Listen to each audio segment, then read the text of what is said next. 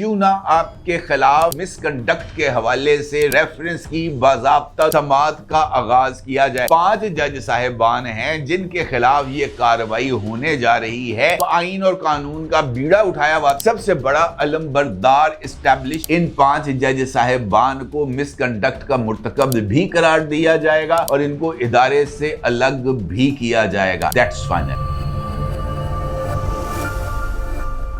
السلام علیکم دوستوں، ان سیٹ بھی موسم فکر میں کچھ آمدن لیں جناب۔ وہ جواب جس کا انتظار تھا وہ آ گیا ہے اور جواب بھی آیا ہے تگڑا، اور جواب آیا بھی ہے ادارے کے اندر سے، اور جواب آیا بھی ہے منہ توڑ کے پائیں تسی کرنا ہے جو مرضی کر لو تو اسی اپنی گل تے رہنا ہے یہ قائم۔ یعنی جوڈیشل کمیشن آف پاکستان کا اجلاس جو ہے وہ 10 فروری کو ہوگا اور اس تاریخ کے اندر کسی طرح کی کوئی تبدیلی نہیں آئے گی۔ نہ صرف یہ بلکہ اس کے ساتھ ساتھ اسلام آباد ہائی کورٹ سے ایک نیا روسٹر جاری کیا گیا ہے جو 10 فروری سے لے کر 15 فروری تک مقدمات کی سماعت کے حوالے سے ہے، اور یہ روسٹر جو ججز کے مقدمات کی سماعت کے حوالے سے ہے یہ نہ صرف بہت زیادہ اہمیت کا حامل ہے بلکہ یہ ایک اور اہم اشارہ بھی کر رہا ہے۔ لیکن یہ بات یہاں تک ختم نہیں ہوتی، کیونکہ اس کے ساتھ ساتھ سپریم کورٹ آف پاکستان میں جناب جسٹس یحییٰ افریدی صاحب کے بطور چیف جسٹس پہلے 100 دنوں کی کارروائی کے حوالے سے جو رپورٹ ہے وہ بھی منظر عام پر آ گئی ہے، اور اس رپورٹ نے نہ صرف بہت ہی زیادہ جو ہے وہ اس بات کی طرف اشارہ کیا ہے کہ یہ جو ماحول اس وقت خطو خطی ہوا ہے اس کی وجوہات کیا ہیں، کیونکہ اس رپورٹ نے اس بات کو واضح کر دیا ہے کہ یہ جو 5 ججز ہیں جو اس وقت خطو خط ہوئے پڑ رہے ہیں، ان کے خطوط کے پیچھے سپریم جوڈیشل کونسل کی کارروائی ہے جس میں جج صاحبان سے مس کنڈکٹ کے الزامات پر وضاحت طلب کر لی گئی ہے، اور یہ وضاحت اپنے اندر ان تمام جج صاحبان کے لیے خطرے کی گھنٹی ہے، کیونکہ اب ان کا پاؤں آ گیا ہے بارودی سرنگ پر، اور یہ اپنے آپ کو بچانے کے لیے پورے کے پورے عدالتی نظام کو داؤ پر لگانے کے لیے تیار ہو گئے ہیں۔ اس صورتحال میں یہ سوال بہت زیادہ اہمیت کا حامل ہے کہ یہ 5 جج صاحبان کون سے ہیں جن کے خلاف سپریم جوڈیشل کونسل کارروائی کرنے جا رہی ہے۔ یہ سوال بھی بہت زیادہ اہمیت کا حامل ہے کہ اسلام آباد ہائی کورٹ کا جو نیا روسٹر جاری کر دیا گیا ہے اگلے ہفتے کے لیے، اس روسٹر کے اندر ایسا کون سا نقطہ ہے جو مستقبل کے حوالے سے اشارہ دے رہا ہے، اور سب سے بڑھ کر سوال یہ بہت زیادہ اہمیت کا حامل ہے کہ سپریم جوڈیشل کونسل کس وجوہات کی بنا پر اپنے موقف پر قائم ہے، اور یہ جو اجلاس ہونے جا رہا ہے جوڈیشل کمیشن آف پاکستان کا، اس اجلاس کا جو ماحول ہے وہ کس حد تک سازگار رہے گا۔ اس ساری صورتحال پر آپ کے ساتھ بات کروں گا، کچھ امپورٹنٹ چیزیں اس حوالے سے آپ کے ساتھ شیئر کروں گا، ان تمام سوالات کے جوابات بھی تلاش کرنے کی کوشش کریں گے۔ لیکن اس سے پہلے بات کرتے ہیں chief justice of Pakistan mister justice Yahya Afridi کو ملنے والی دھمکی کی، کیونکہ یہ جو دھمکی جناب چیف جسٹس آف پاکستان کو ملی ہے وہ بہت ہی زیادہ خطرناک ہے، اور اس دھمکی میں ان کو اس بات سے خوف زدہ کرنے کی کوشش کی گئی ہے کہ جناب آپ کا انجام جو ہے وہ خوفناک ہوگا۔ اور یہ جو دھمکی ہے یہ مجھے ایسے لگتا ہے کہ جسٹس قاضی فائز عیسیٰ کی طرح اب جناب جسٹس یحییٰ افریدی کو دباؤ میں لانے کی کوشش ہے، کیونکہ جس طریقے سے جسٹس قاضی فائز عیسیٰ صاحب کو سوشل میڈیا کیمپین کے ذریعے دیوار کے ساتھ لگا کر ان کو ڈیفینسو پوزیشن میں لانے کی کوشش کی گئی تھی، بالکل ویسے ہی اب جسٹس یحییٰ افریدی صاحب کو بھی دباؤ میں لا کر دیوار سے لگانے اور ان کے تمام اقدامات کو بے اثر کرنے کی کوشش کی جا رہی ہے، اور یہ دھمکی کسی اور کی طرف سے نہیں بلکہ سپریم کورٹ آف پاکستان کے سینئر وکیل اور معروف وکیل رہنما جناب اعتزاز احسن صاحب کی طرف سے سامنے آئی ہے۔ اعتزاز احسن صاحب نے ایک یوٹیوبر کو انٹرویو دیتے ہوئے اس بات کا انکشاف کیا ہے کہ جسٹس یحییٰ افریدی کے لیے جو ماحول ہے وہ سازگار نہیں ہے۔ ادارے کے اندر جسٹس یحییٰ افریدی اور ان کے جو ہم نوا ہیں ان کے خلاف جو لاوا ہے وہ پک رہا ہے، اور یہ لاوا بالکل ویسے ہی ہے جیسے ماضی میں لاوا پکا تھا، اور اس لاوے کے نتیجے میں جناب چیف جسٹس اس وقت کے جناب سجاد علی شاہ صاحب کو اپنے عہدے سے ہٹنا پڑا تھا، اور اس دفعہ کی سچویشن بھی ایسے ہی ڈیولپ ہوتی ہوئی نظر آ رہی ہے، اور جسٹس یحییٰ افریدی کو اس بات کی دھمکی دی گئی ہے کہ جناب آپ کو ماضی سے سبق سیکھنا چاہیے، آپ اس وقت حکومت اور اسٹیبلشمنٹ کی پراکسی کے طور پر کام آپ کو نہیں کرنا چاہیے، کیونکہ اگر آپ اسٹیبلشمنٹ کی یا حکومت کی پراکسی کے طور پر کام کریں گے، آزاد عدلیہ کے جو ہے اس کو متاثر کرنے کی کوشش کریں گے، تو پھر اس کا خمیازہ آپ کو بھگتنا پڑے گا۔ اب جناب اعتزاز احسن صاحب واقعتاً ایک اس میں تو کوئی دو رائے نہیں ہے کہ جناب وہ ایک سینئر وکیل ہیں، لیکن آج کل کے حالات میں جناب اعتزاز احسن صاحب کی رائے کچھ زیادہ مجھے صائب نظر نہیں آ رہی۔ اس کی وجوہات ہیں، کیونکہ اگر آپ دیکھیں تو آزاد عدلیہ کے جو کمپوننٹس ہیں اس کے اندر ان کو ماحول جو ہے آئین اور قانون کے مطابق دستیاب ہے، اور اس ماحول کے اندر رہ کر انہوں نے فیصلے کرنے ہیں۔ اب اگر ہم ان خطوط کی بات کریں جو اس وقت تحریر کیے جا رہے ہیں، جن کے بارے میں اعتزاز احسن صاحب کا یہ کہنا ہے کہ جناب یہ ادارے کے اندر ایک لاوا ہے جو پک رہا ہے، اور یہ لاوا جناب پھوٹ پڑے گا، اور یہ لاوا جب پھوٹے گا تو سب کچھ بہا کے لے جائے گا، تو مجھے ایسے لگتا ہے کہ جناب یہ جو ماحول ہے یہ کوئی یونین بازی کا لگ رہا ہے۔ ججز جو ہیں جناب وہ یونین بازی نہیں کرتے، ججز جو ہیں وہ ہڑتالیں نہیں کرتے، ججز جو ہیں وہ کام بند نہیں کرتے، لیکن یہاں پر ایک جج صاحب ہیں جو اپنے فیصلے ایک ایک سال تک تحریر نہیں کرتے، ایک جج صاحب ایسے ہیں جو روزانہ محض 2 گھنٹے کے لیے عدالت میں آتے ہیں اور حکم امتناع دینے کے علاوہ وہ اور کوئی کام نہیں کرتے، اور ہفتے میں 3 دن تو وہ مسلسل عدالت سے غیر حاضر رہتے ہیں۔ اسی طریقے سے جو دیگر اصحاب ہیں ان کی کارکردگی بھی سب کے سامنے ہے، وہ کسی سے ڈھکی چھپی نہیں۔ اب اگر میں آپ سے یہ کہوں کہ جناب یہ جو ہمارے اس وقت جو سچویشن ہے، جس طریقے سے اعتزاز احسن صاحب ذکر کر رہے ہیں اور خوفناک انجام سے ڈرانے کی کوشش کر رہے ہیں، مجھے نہیں لگتا کہ حالات اس لیول پر چلے جائیں گے، کیونکہ جس طریقے سے یہ جو کارکردگی کی رپورٹ جس کا میں نے آپ کے ساتھ ذکر کیا ہے، اگر ہم اس کو دیکھیں تو یہ رپورٹ تو بہت ہی زیادہ اہمیت کی حامل ہے، کیونکہ اس رپورٹ میں ذکر کیا گیا ہے کہ 26 اکتوبر سے 6 فروری 2025 تک چیف جسٹس پاکستان کی قیادت میں عدلیہ نے نمایاں اصلاحات کو نافذ کیا ہے۔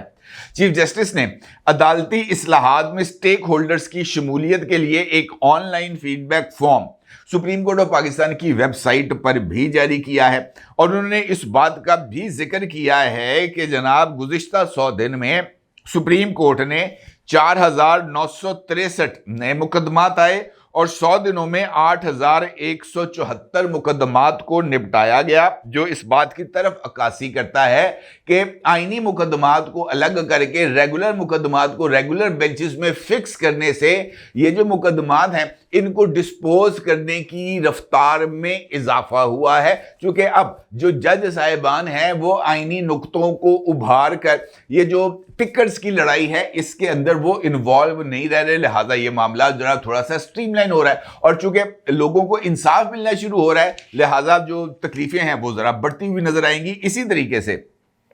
جو ذکر ہے سپریم جوڈیشل کونسل کا، وہ بہت زیادہ اہمیت کا حامل ہے۔ سپریم جوڈیشل کونسل میں اب تک 46 جج صاحبان کے خلاف جو مختلف لوگ ہیں ان کی طرف سے درخواستیں موصول ہوئی تھیں۔ سپریم جوڈیشل کونسل نے 5 جج صاحبان ہیں جن کے خلاف شکایات کے لیے جو مواد ان کو فراہم کیا گیا تھا، مس کنڈکٹ کا الزام جن کے اوپر عائد کیا گیا تھا، 5 جج صاحبان کے حوالے سے مواد کا جائزہ لینے کے لیے سپریم کورٹ کے ججز کی ڈیوٹی لگائی گئی تھی، اور ہر ایک جج کے پاس جو مقدمے کے لیے مواد تھا وہ بھجوایا گیا تھا ان کی رائے لینے کے لیے۔ 5 جج صاحبان کے بارے میں جو رائے اب موصول ہوتی ہے سپریم جوڈیشل کمیشن کے اندر، تو وہ بتایا جاتا ہے کہ یہ جو سبسٹنس یعنی یہ جو مواد الزامات کے حوالے سے پیش کیا گیا ہے اس کے اندر کافی حد تک وزن بھی ہے، اور یہ اس بات کا متقاضی بھی ہے کہ جج صاحبان سے مزید وضاحت لی جائے، ان کو الزامات کے بارے میں آگاہ کیا جائے، ان کو جو دستیاب مواد ہے اس کے ساتھ شیئر کیا جائے، اور ان سے اس مواد کے حوالے سے جواب کو طلب کیا جائے، اور حتمی وضاحت طلب کی جائے کہ کیوں نہ آپ کے خلاف مس کنڈکٹ کے حوالے سے ریفرنس کی باضابطہ طور پر سپریم جوڈیشل کونسل کے اندر سماعت کا آغاز کیا جائے۔ اور یہ جو 5 جج صاحبان ہیں جن کے خلاف یہ کارروائی ہونے جا رہی ہے، اس میں سے 3 جج صاحبان کا تعلق اسلام آباد ہائی کورٹ कोर्ट से है और इन 3 जज साहिबान का ताल्लुक इस्लामाबाद हाई कोर्ट से है और ये जो 3 जज साहिबान हैं ये उस 5 जज साहिबान के साथ शामिल हैं जिन्होंने खत लिखा है recently chief justice of Pakistan को भी और chief justice Islamabad high court को भी, जिसके अंदर उन्होंने जनाब आइन और कानून का बीड़ा उठाया हुआ था और अपने आप को आइन और कानून का सबसे बड़ा अलमबरदार इस्टेब्लिश करने की कोशिश कर रहे थे। अहमियत की बात यह भी है कि इस सीक्वेंस के जरिए यह बात साबित होती नजर आ रही है कि इस खत को जो कि तहरीर किया गया है इसका मकसद इसके अलावा कुछ नहीं है कि अपने खिलाफ होने वाली कार्रवाई को रुकवाया जाए और वहां पर जो लोग यानी बड़ी अदालत के अंदर जो लोग बैठे हुए हैं और जो है वो अपने आप को डिप्राइव्ड या महरूम तस्वुर कर रहे हैं उनकी सिंपैथीज को हासिल किया जाए ताकि इन लोगों के खिलाफ जो कार्रवाई है वो रोकी जा सके। और इस सारे मकसद के लिए चीफ जस्टिस ऑफ पाकिस्तान के चेहरे को सामने लाकर उनको मुतनाज़ा बनाना इस पूरे ग्रेटर प्लान का हिस्सा है। अब यह प्लान तो कामयाब होता हुआ नजर नहीं आ रहा क्योंकि जिस तरीके से मैंने आपसे गुफ्तगू के आगाज में कहा कि जुडिशल कमीशन ऑफ पाकिस्तान का इजलास 10 फरवरी को होगा, इस्लामाबाद में होगा और इस इजलास के अंदर सुप्रीम कोर्ट ऑफ पाकिस्तान के लिए 8 जज साहिबान की तकर्री की मंजूरी दी जाएगी। ये बात तय होगी और इसके अंदर किस हवाले से इंपॉर्टेंट इशारा इस्लामाबाद हाई कोर्ट से आया है तो इस्लामाबाद हाई कोर्ट ने